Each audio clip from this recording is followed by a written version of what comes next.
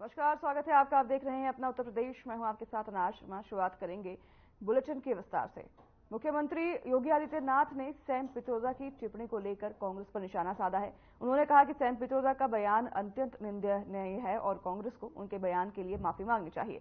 इसके साथ ही उन्होंने कहा कि कांग्रेस ने आजादी के बाद भी जाति, क्षेत्रों और भाषा के नाम पर देश को बांटने का पाप किया है।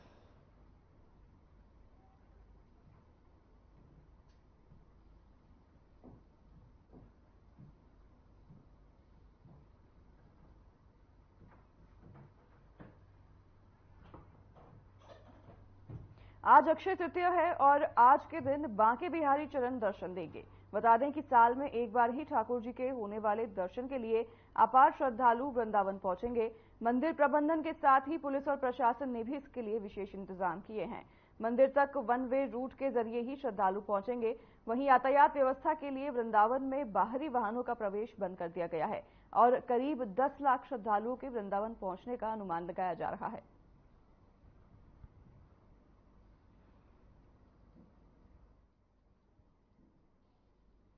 अक्षय तृतीया का आज शुभ अवसर है और इस शुभ अवसर पर मंदिर में भगवान के दर्शन के लिए लाखों श्रद्धालु पहुंचेंगे।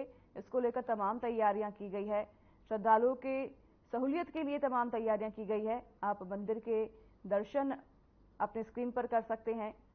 अक्षय तृतीया के शुभ अवसर पर मंदिर में खास तौर पर साज सजावट भी की गई है और इसी को देखते हुए करीब 10 लाख श्रद्धालुओं के आने के अनुमान लगाए जा रहे हैं, जिसको लेकर तमाम तैयारियां प्रशासन द्वारा की गई है।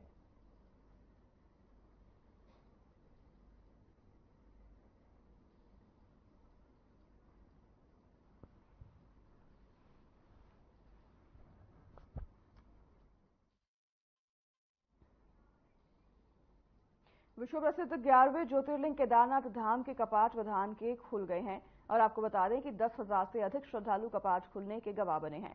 वहीं प्रदेश के मुख्यमंत्री पुष्कर सिंह धामी कपाट खुलने के अवसर पर विशेष रूप से मौजूद रहे। उन्होंने सभी श्रद्धालुओं को बधाई दी और देश प्रदेश की खुशहाली की कामना की और उन्होंने कहा कि इस बार चारधाम यात्रा नया कीर्तिमान बनाएगी। प्रदेश सरकार तीर्थयात्रियों की सुविधा हेतु प्रतिबद्ध है और इस दौरान मंदिर को 20 क्विंटल से अधिक फूलों से सजाया गया। साथ ही कपाट खुलते समय तीर्थयात्रियों पर आकाश से हेलीकॉप्टर द्वारा फूल वर्षा की गई और श्रद्धालुओं के लिए जगह जगह भंडारे आयोजित किए गए।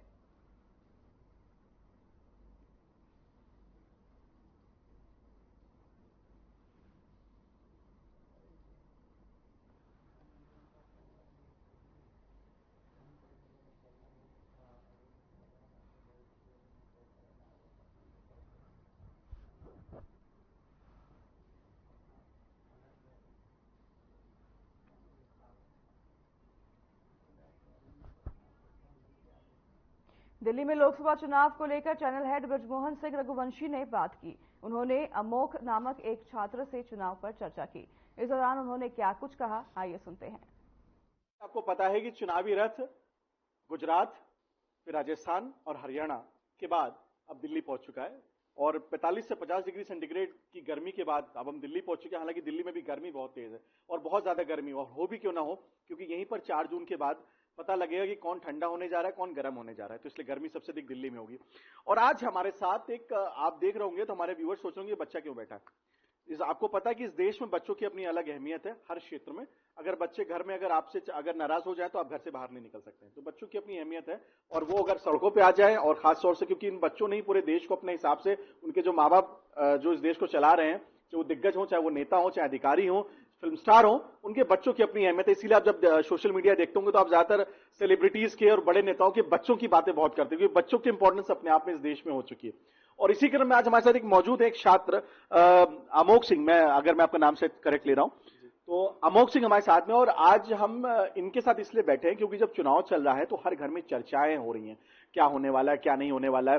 अचानक मैं यहाँ पे मैं गुजरा और मैं बैठा था यहाँ पे और मैं एक इंटरव्यू करने यहाँ पे आया था। फिर अचानक से इस बच्चे ने मुझसे पूछा कि आपको क्या लगता है कि इस बार जो है बीजेपी 400 पार हो जाएगी। तो मुझे तुरंत ये महसूस हुआ कि मुझे लगता है इस बच्चे से उसके मन की जो आकांक्षा है वो हमें जरूर पूछनी चाहिए और आपको भी सुनानी चाहिए, क्योंकि शायद आपके घर में भी बच्चा यही सोच रहा हो। तो आइए चलते सीधे आपको उनसे बातचीत कराते हैं।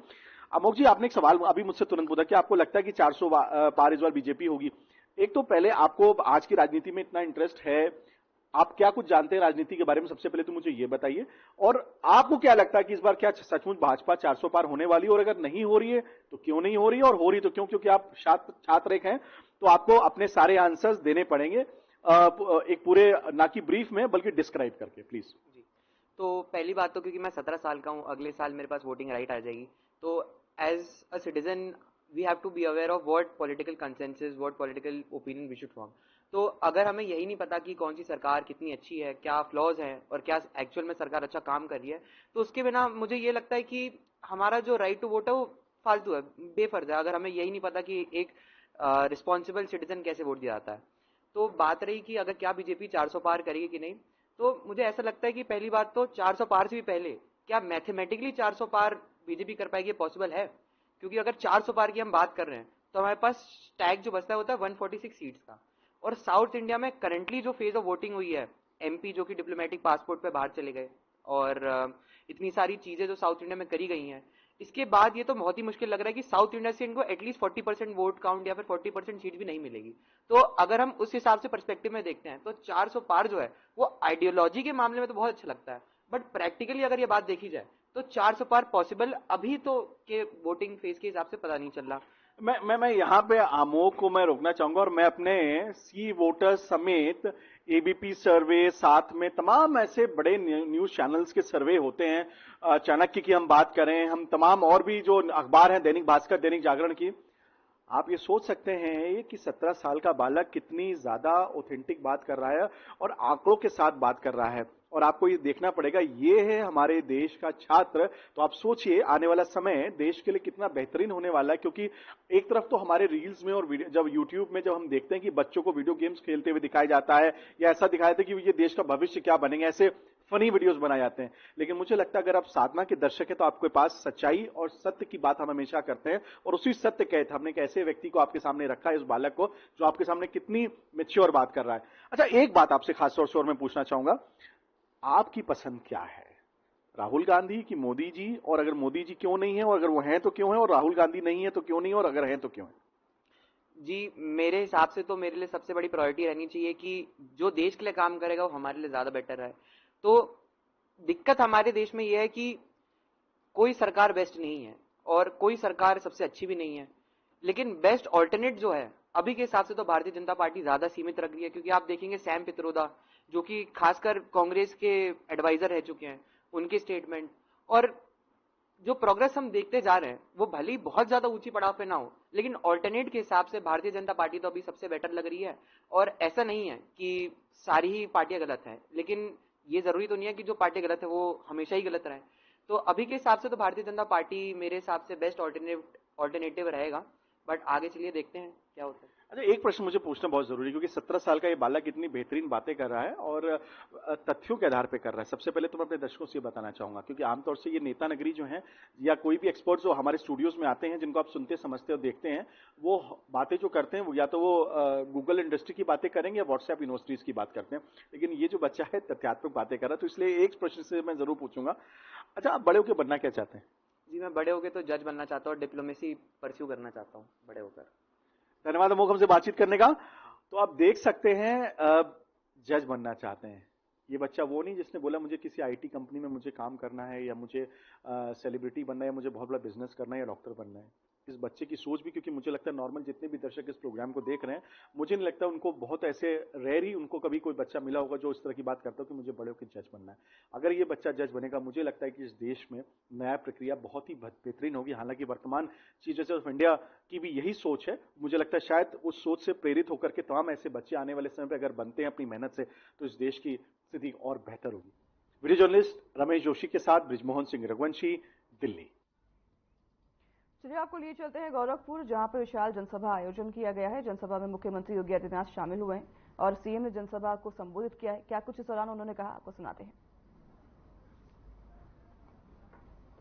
प्रार्थना करता हूं कि वो आवे और हम सभी को आशीर्वचन दे। पूज्य महाराज जी।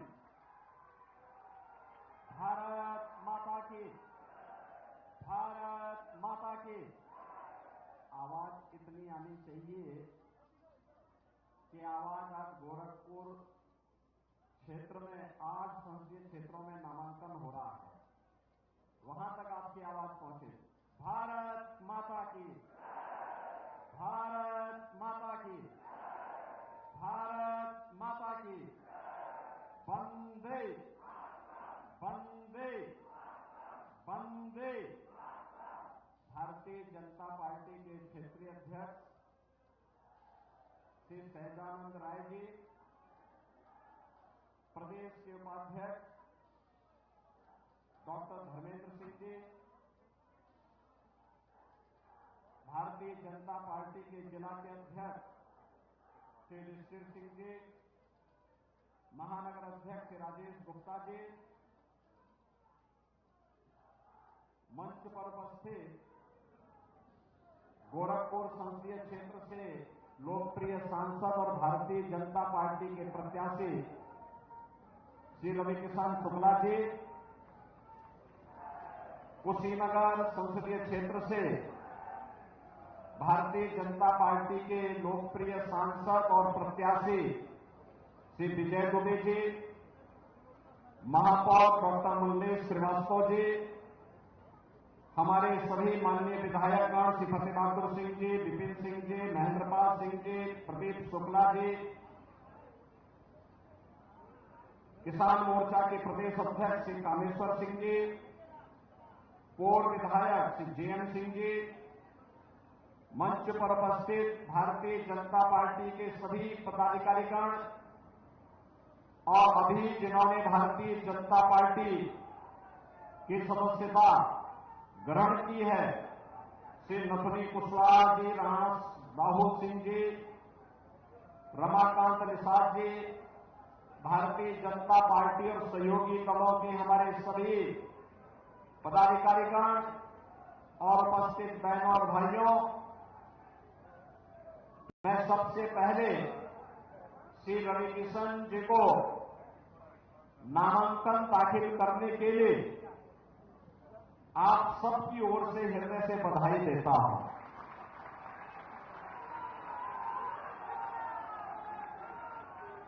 उनके जो प्रस्तावक हैं, उन सभी प्रस्तावकों का भी हृदय से मैं स्वागत करता हूं।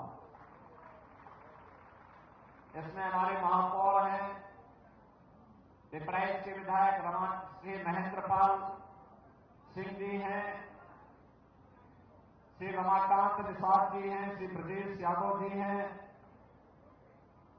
इन सभी की सहभागिता के साथ ही आप सबके आशीर्वाद से वह चुनाव लड़ रहे हैं और आज के इस अवसर पर कुशीनगर के एक वरिष्ठ नेता, जिन्होंने पहले समाजवादी पार्टी में, बहुजन समाजवादी पार्टी में लंबे समय तक कार्य किया, श्री नथुनी कुशवाहा जी, वह भारतीय जनता पार्टी की अपने समर्थकों के साथ भारतीय जनता पार्टी के सदस्यता ग्रहण किए हैं। और राणा राहुल सिंह एक युवा नेता है, कांग्रेस पार्टी छोड़कर के वह आज भारतीय जनता पार्टी की सदस्यता ग्रहण कर रहे हैं। इन सबका भी मैं अपने समर्थकों के साथ वे आज भारतीय जनता पार्टी की सदस्यता ग्रहण किए हैं और इस 2024 के मिशन में उनका सहयोग भारतीय जनता पार्टी के प्रत्याशियों को प्राप्त होगा। इस दृष्टि से भारतीय जनता पार्टी के इस बृहद परिवार में मैं इन सबका भी हृदय से स्वागत करता हूं, अभिनंदन करता हूं। बहनों और भाइयों, लोकसभा चुनाव के 3 चरण संपन्न हो चुके हैं। चौथा चरण 13 मई को होगा और 7वें चरण में गोरखपुर संसदीय क्षेत्र में भी, और गोरखपुर क्षेत्र में 8 लोकसभा क्षेत्रों में मतदान होना है। पूरे देश के अंदर पहले से तय है 3 चरणों का चुनाव का मतलब आधा चुनाव संपन्न हो चुका है। 285 लोकसभा सीटों पर चुनाव संपन्न हो चुके हैं। मुझे भी अब तक देश के अंदर 9 राज्यों में जाने का अवसर प्राप्त हुआ है और मैं इस बात को कह सकता हूं कि पूरे देश के अंदर आज जो एक स्वर गूंज रहा है और वह है कि फिर एक बार थोड़ा जोर से बोलो, पीछे तक की आवाज आनी चाहिए। फिर एक बार गोरखपुर की आवाज में बोलो, फिर एक बार, फिर एक बार। तो मोदी सरकार क्यों लोग लेके आना चाहते हैं? इसलिए क्योंकि भारत की जनता के पास एक ही उसका उपाय है, वो कहते हैं कि सारी समस्या का समाधान एक है और वह है राम राज्य की स्थापना। जो राम को लाए हैं हम उनको लाएंगे, और जो राम को लाए हैं, राम को लाने का मतलब राम राज्य की परिकल्पना को साकार जिन्होंने किया है। और बहनों और भाइयों, राम राज्य का मतलब सबका सम्मान हो, सबको सुरक्षा हो, सबका विकास हो और गरीब कल्याणकारी योजनाओं का लाभ बिना भेदभाव के हर तबके को प्राप्त होता हो, बिना भेदभाव के। अब सोचो, 80 करोड़ लोगों को राशन मिल रहा है ना, राशन? क्या किसी का चेहरा देख करके दिया जा रहा है क्या? कांग्रेस, सपा, बसपा के समय में चेहरा देख करके सुविधा मिलती थी। 60 करोड़ लोगों को फ्री में 5 लाख रुपए प्रतिवर्ष आयुष्मान भारत की सुविधा मिल रही। क्या किसी का चेहरा देख करके? नहीं, हर व्यक्ति जो भारत का नागरिक है, गरीब है, पात्र है, उन सबको इस सुविधा प्राप्त हो। 50 करोड़ लोगों के जनधन अकाउंट खुल गए। अगर हमें लखनऊ से किसी गरीब को पैसा भेजना हो, दिल्ली से कोई पैसा मोदी जी को भेजना हो, तो बीच का मध्यम समाप्त, ये पैसा सीधे लाभार्थी के खाते में जाता है। 12 करोड़ किसानों को किसान सम्मान निधि का लाभ मिल रहा है। पहले किसान आत्महत्या करता था, आज किसान सम्मान निधि है। 12 करोड़ घरों में एक टॉयलेट बन गए, एक शौचालय का निर्माण हो गया। 10 करोड़ घरों में उज्ज्वला योजना का कनेक्शन आ गया। 4 करोड़ लोगों के मकान बन गए। पहले मकान ये कहकर के मिलते थे, किसी जिले में 2 मकान आते थे, और आज अकेले 1 लाख से ज्यादा मकान अकेले गोरखपुर में आए हैं। अब 1-2 मकान में और 1 लाख में कोई अंतर ही नहीं है क्या? और विकास किस कदर, एम्स, फर्टिलाइजर, रामगढ़ताल, 4 लेन और 6 लेन की सड़कें, आयुष विश्वविद्यालय, यानी एक लंबी श्रृंखला है। आप गिनते गिनते थक जाएंगे, विकास के कार्यों की कोई गिनती नहीं है, लंबी श्रृंखला है। पिपराइच में चीनी मिल भी है, तो सैनिक स्कूल भी है, तो अलावा से विद्यालय भी है, सड़क भी है, पुल भी है, बिजली भी है। और पहले बिजली नहीं मिलती थी, पहले हम बिजली के लिए लड़ाई लड़ते थे, आंदोलन करते थे। आज 24 घंटे बिजली मिल रही है ना बहनों भाइयों। पहले अशुद्ध जल के कारण इंसेफ्लाइटिस होती थी, आज इंसेफ्लाइटिस को पूरी तरह समाधान कर दिया गया, समाप्त, बीमारी समाप्त, यानी माफिया भी समाप्त, मच्छर भी समाप्त।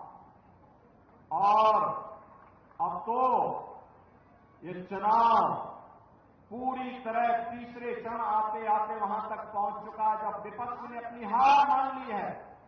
कांग्रेस, सपा, बसपा सबने अपनी हार एक प्रकार की स्वीकार कर ली है, और अब वे भगवान राम के ऊपर ही टिप्पणी करने लग गए।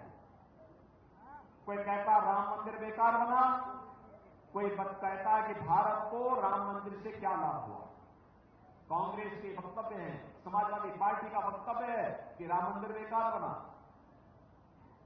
अरे आतंकवादियों की पैरवी करने वालों, तुम्हें तो राम मंदिर बुरा ही लगेगा, क्योंकि जब तुम्हारी सरकार थी तब तुम लोगों ने राम मंदिर पर, राम जन्मभूमि पर आतंकी हमला करने वाले आतंकवादियों के खिलाफ अगर वही कार्रवाई किए होते जो कार्रवाई आज देश के अंदर हो रही है, और जो कार्रवाई माफिया के खिलाफ यूपी में होती है, तो फिर संकट मोचन मंदिर और कचहरियों पर भी आतंकी हमले हो सकता न होते। आतंकवाद के सामने लचर और घुटना टेकने की रणनीति, उसका दुष्परिणाम हजारों लोगों को अपनी जान देकर के करनी पड़ी। बहनों और भाइयों, आज ये नया भारत है। इस नए भारत में सम्मान भी है, सुरक्षा भी है, विकास भी है, गरीब कल्याण भी है, बिना भेदभाव के शासन की योजना से जोड़ने का अभियान भी है, आपकी आस्था का सम्मान भी है, बेटी के जन्म लेने से लेकर के शादी ब्याह तक योग्य बनने तक उसके लिए तमाम प्रकार की योजनाएं, नौजवानों के लिए नौकरी है, रोजगार है, निवेश है, ढेर सारी चीजें उनके लिए भी है। अन्नदाता किसान के लिए भी ढेर सारी योजनाएं हैं। आज विकास के लिए लोगों को जाना नहीं पड़ता, हर घर नल की योजना भी उनके आ रही है और बिजली भी हर घर तक पहुंच गई है। रसोई गैस का कनेक्शन भी हर घर तक पहुंच चुका है। सब कुछ अच्छा है, लेकिन अच्छे का श्रेय मोदी जी को तो जाता ही है, लेकिन उससे ज्यादा श्रेय आपको जाता है, क्योंकि मोदी जी को 2014 में एक वोट देकर के आपने चुन करके भेजा। जो मोदी जी को आपने वोट दिया, उस वोट के कारण आज मोदी जी ने देश के अंदर एक नया चमत्कार कर दिया, एक नए भारत का निर्माण कर दिया। और बहनों और भाइयों, मैं इसीलिए आया हूं आपके पास आज कहने के लिए। आज जो नामांकन का जुलूस है, इसमें दो बातें कहने के लिए आया हूं। एक तो ये चुनाव सामान्य चुनाव नहीं, ये चुनाव केवल सत्ता प्राप्त करने का माध्यम नहीं बनना है। ये चुनाव हमारे लिए आत्मनिर्भर और विकसित भारत निर्माण का चुनाव है। हम आत्मनिर्भर और विकसित भारत, आत्मनिर्भर का मतलब एक ऐसा भारत जिसमें नौजवान आत्मनिर्भर होगा, महिलाएं आत्मनिर्भर होंगी, किसान आत्मनिर्भर होगा, व्यापारी आत्मनिर्भर होगा, श्रमिक आत्मनिर्भर होगा, हर तरफ का आत्मनिर्भर होगा। उसको दूसरों पर निर्भर नहीं होना पड़ेगा। उस नए भारत के लिए, उस आत्मनिर्भर भारत के लिए जो आने वाली पीढ़ी के लिए विकसित भारत का रूप ले सके, इसके लिए हमें इस चुनाव में भागीदार बनना है और भारतीय जनता पार्टी को जिताना है। और दूसरा, बहनों और भाइयों, एक तरफ विकसित भारत के लिए और दूसरा चुनाव के दौरान मैं आपसे कहने के लिए आया हूं, चुनाव के दौरान उम्मीद करना कि प्रत्याशी घर घर जाए, बहुत कठिन है जी, नहीं होता चुनाव के दौरान, क्योंकि एक संसदीय क्षेत्र में 2000 से अधिक गांव आते हैं, नगर निकाय अलग है, इसलिए घर घर नहीं जा पाएंगे। चुनाव के दौरान तो शक्ति केंद्र पर ही प्रत्याशी जाकर के जनता से अपील कर पाएगा। और इसलिए मैं कहूंगा, आप सबको मेरी तरफ से, मोदी जी की तरफ से और स्वयं रविकिशन बनना पड़ेगा। बनेंगे? बनेंगे? पीछे तक बोलो, पीछे तक आवाज आनी चाहिए भाई। इतनी मरी हुई आवाज नहीं होनी चाहिए, आवाज ऐसी होनी चाहिए जो गूंजे।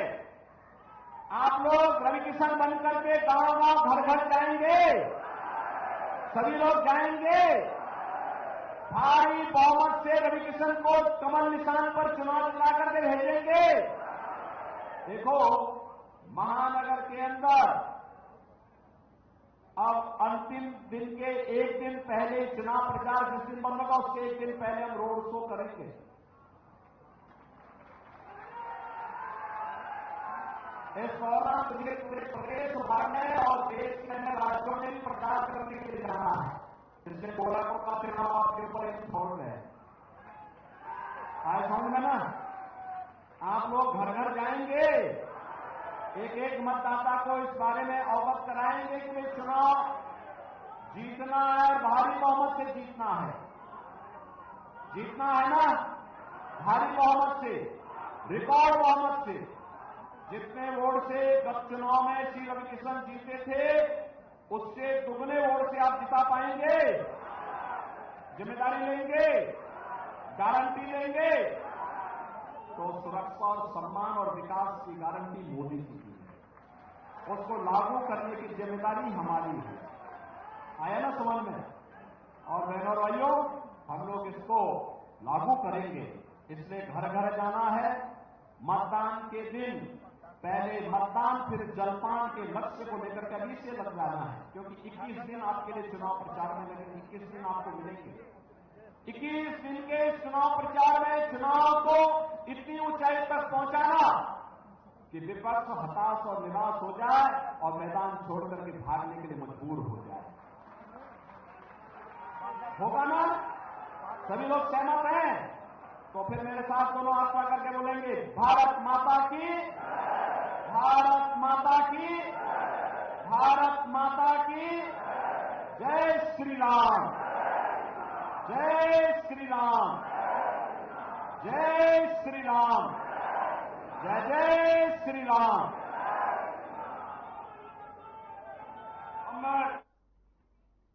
उत्तर प्रदेश के इस खास बुलेटिन में हमारे साथ फिलहाल बस इतना ही। आपसे लेंगे विदा। नमस्कार।